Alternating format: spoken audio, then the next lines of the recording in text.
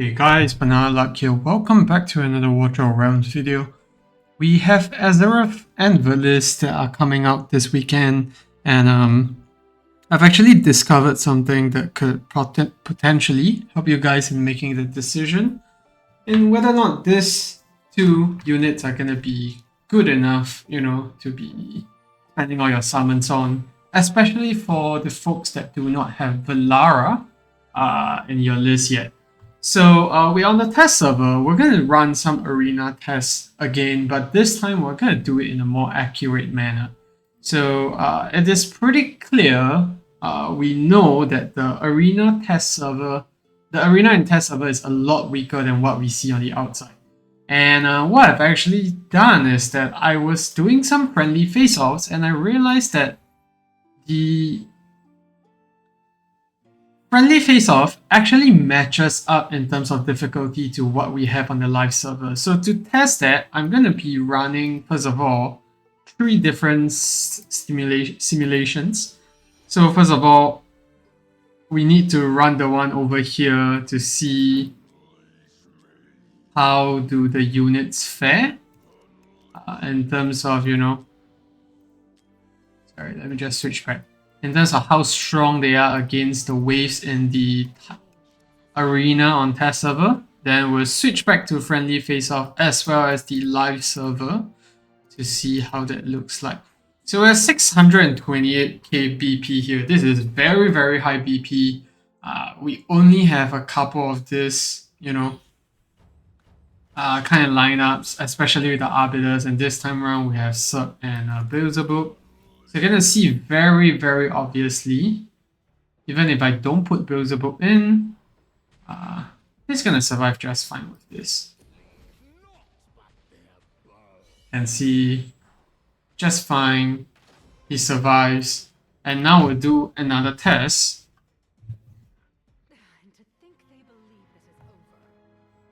So you can see same team. We're going to do friendly face-off this time. And friendly face-off is based off the enemy's BP. So, because we're fighting someone's defense. So to run that test, we're going to find something very similar to what we have. It's this other CC here. You can see 614k, not crazy high, but I think it's high enough for the purpose of this test. So we're going to use the exact same team, and you're going to see just how big of a difference it is in terms of whether Cerberus can survive.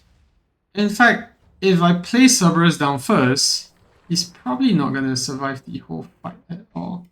So we'll do him first thing. And then let's do this.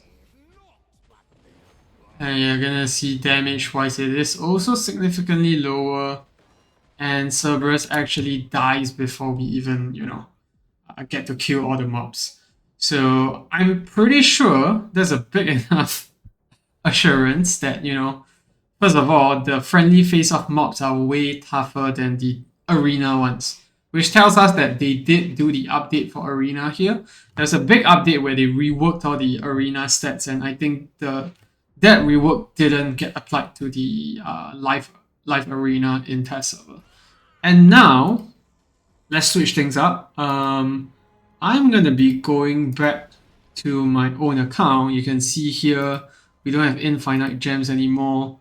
And if, let's say, we were to go on to the arena here, I'll put a similar team in terms of BP, 630k. And you're going to see that my Cerberus is going to have a very tough time in clearing these mobs as well. Similar to what we had with, the friendly face-off in test server. We're going to put Cerberus down, put down this as well. And you're going to see Cerberus actually dies before we get to do anything. My artifact is different here, so he dies and kills off everything. But you guys get the point. Because in my original showcase, Cerberus actually survives till round 2. So with that testing out of the way, I think it's a good step in the good direction that we finally have a proper way to test stuff, I guess. But we do need some collaboration between the content creators to actually test, lineups that are set up by other CCs because we can't friendly face off ourselves. Okay, so with that out of the way, I want to do some tests that, probably showcases whether or not this team will make it out in Arena alive. And we're gonna run, let me see, is that, no, yeah, there's A3 Diao Chan, and I also need Kane, who's right over here. Just need to switch their gear over. Let me see. I do want to try Ezareth and Hell's Lament as well, because he switches so much. He could actually do pretty well in this. Let's see, something's wrong with the gear here. The attack is really low. Okay, it's the mean stat that is not working out well.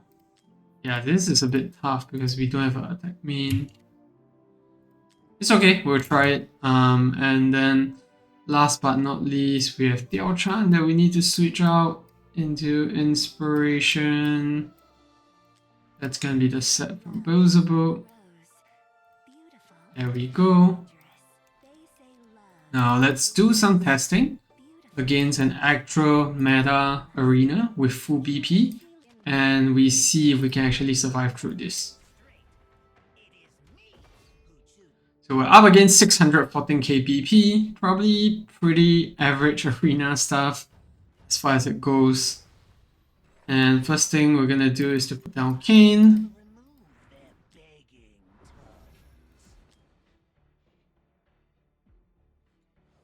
He's gonna get the cost back before we even get to cast the ultimate. And we're gonna cast the ultimate here and one hit things from the get-go. So we are going to be slightly faster than him in the first wave, but that's not going to matter because once Ingrid and Valara pop their outs, they are going to catch up really quickly. And now we're just waiting. Ezareth. So he's going to do his jump. And there we go, ultimate popped. And over here we are slightly faster once again, but once again I say not for long. Because once the full team comes out here, we're gonna start suffering for sure. There we go.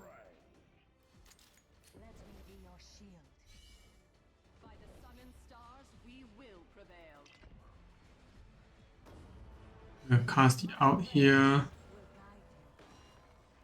we go. And now we're just waiting on the last ultimate here.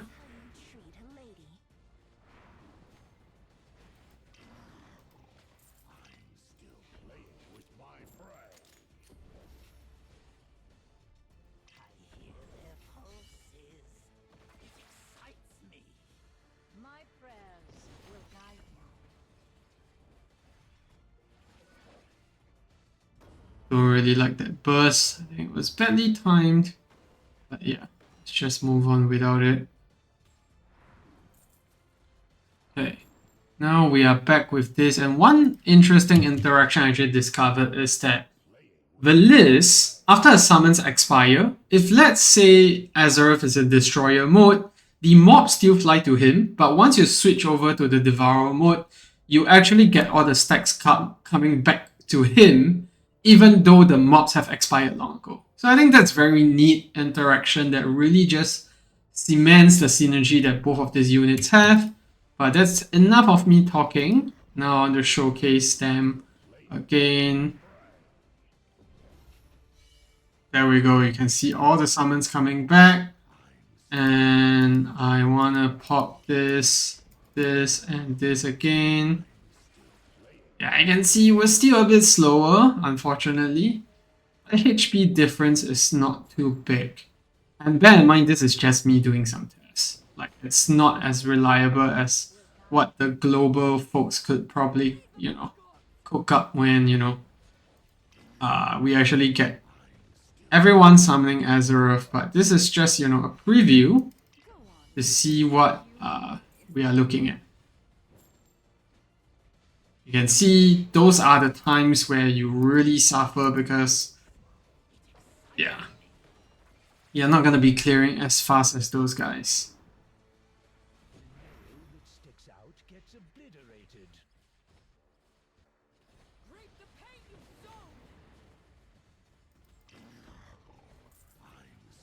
So we get all the souls back. Go. We switch back again.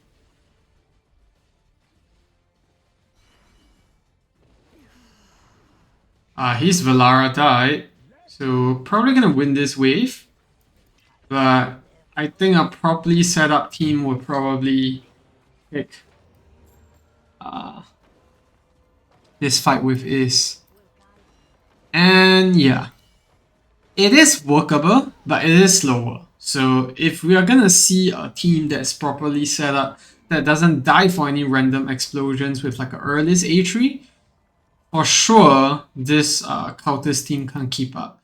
And bear in mind we're looking at A5 Ezareth as well as A5 A3 Verlis, A3 Kane as well as A3 Diao-chan and A3 Earlist A3 Verlis to make this all work. And I'm going to go for another run here because the other guy's setup is kind of RNG dependent.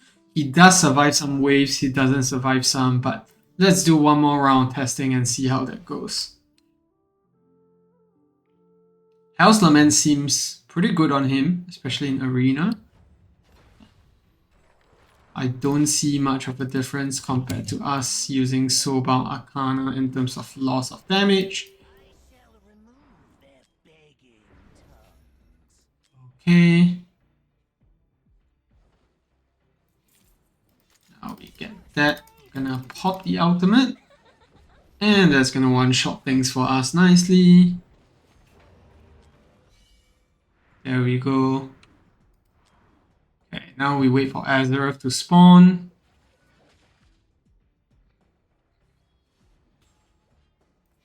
There we go. There we consume the Devour mode. Do some damage as well.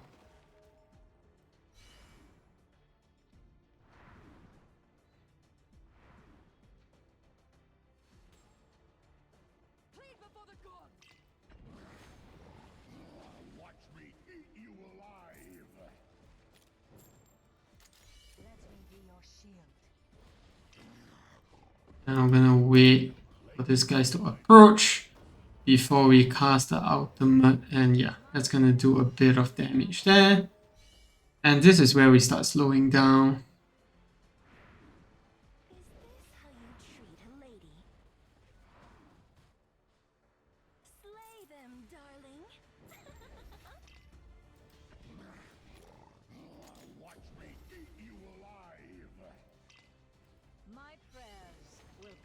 Okay.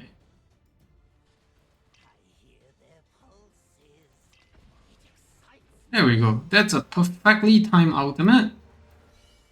We do win ever so slightly, but I don't think it's gonna last for long, so let's see.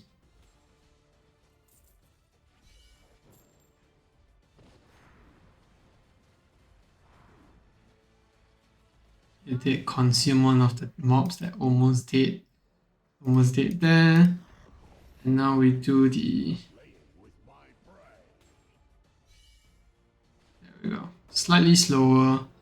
But now if we were to actually switch back, you can see the summon's just waiting for him there. It's gonna consume all of it and get full stacks back here.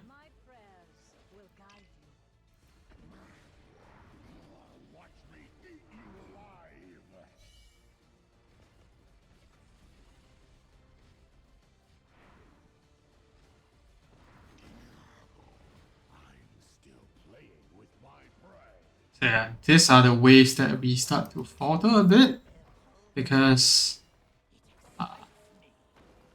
the Valara range and Ingrid Blast is just way too much to handle. You can see the summon's waiting again.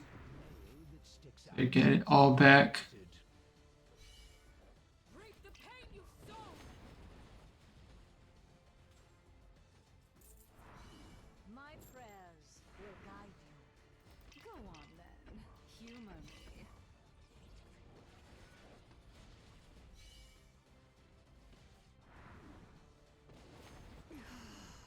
Ah, as Valara died again. How many retests will we actually have to do to get this right?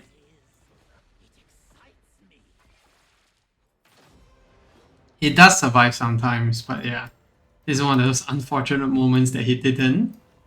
And you can see it's the same results where we are significantly at a HP disadvantage. And if he were to run Earless instead of Draylin, I'm pretty sure this team is not going to go as well. I'll do one final test just to be safe. If we can see him actually surviving through the whole thing, then perhaps it could be convincing enough that this team is this current AoE meta is just almost impossible to beat. At least even with A5 Ezareth.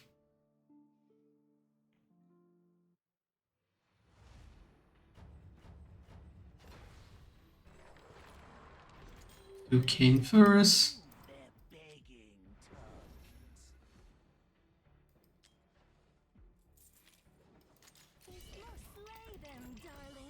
Poppy out. And the follow-up is going to kill off that. That follow-up is actually from this A3. So if you're running A0 Kane, that will probably not work out unless you have much better stats. I'm gonna get that swipe, and then we pop into the Devour mode, get that burst damage coming out.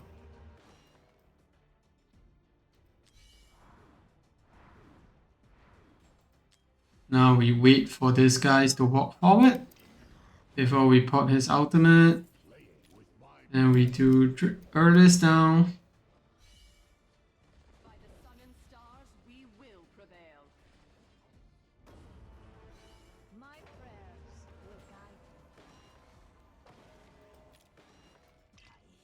I'll probably switch into Devour mode here, but oh well.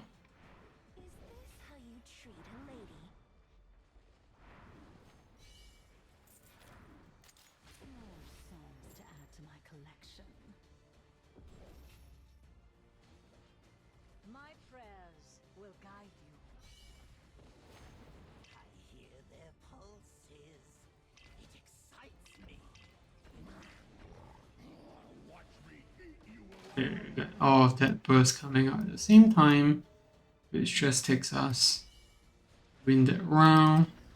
We switch back to Devour mode again.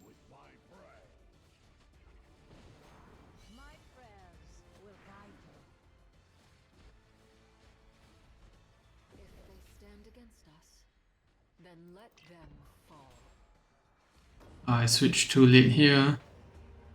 I've otherwise gotten an earlier dash. So now we get all the summons back.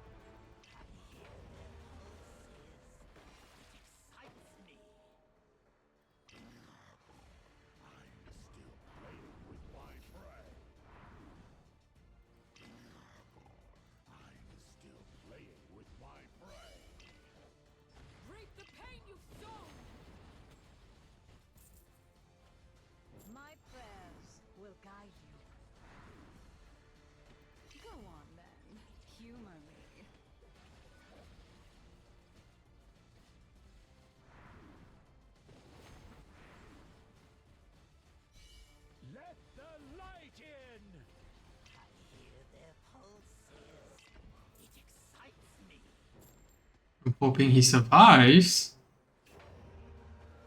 Okay, very nice, he does.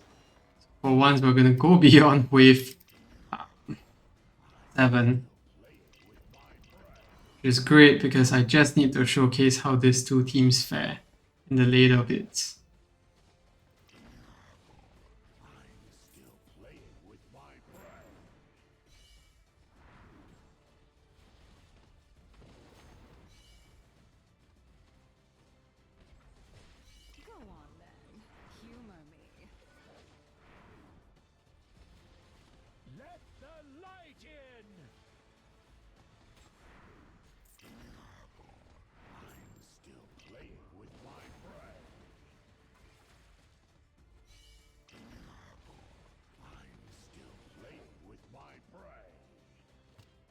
Yeah, that's a bit slow. As you can see, we need to get some of those hits out a bit earlier, just to make sure that, you know, the waves don't actually come to Verlis and actually kill her as a result.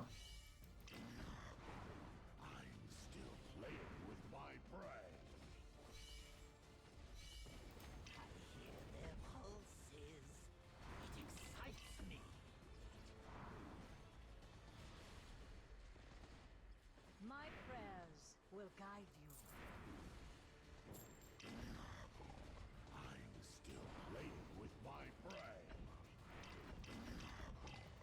Yeah, I think this is where we start to get overwhelmed. And he's going to be clearing a bit faster. So I think you guys get the point. It's really, really tough to keep this team ahead of the Ingrid Valara teams. I mean, sure, there's RNG, sometimes the Valara dies, but bear in mind this guy probably doesn't have a very good proper setup over here. And we are on A5 Ezareth, and he's not even one-shotting most of the time. We need to get really lucky with the procs with when the wave moves off and all that to actually get us to wave 9 here. And I just don't know how this will play out in auto attacks and defense as well. It could be a really nice BP cheese defense, because at the end of the day, at 489k BP, Verlis might even kill the mobs before they even move off. But yeah, I can see damage-wise, it is not going to be surpassing an Ingrid.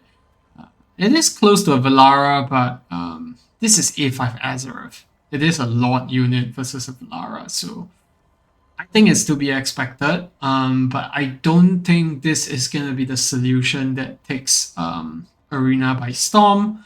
I do think that if you're summoning for Ezareth, it's going to be solely just for, you know,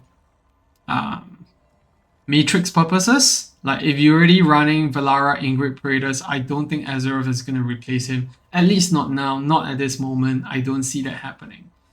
So yeah, that's a pretty long video, but I hope that was helpful. I think having the test server arena being weaker than usual has always been a struggle in testing, but finally we found a solution that in friendly face-off, which seems to give us a proper test.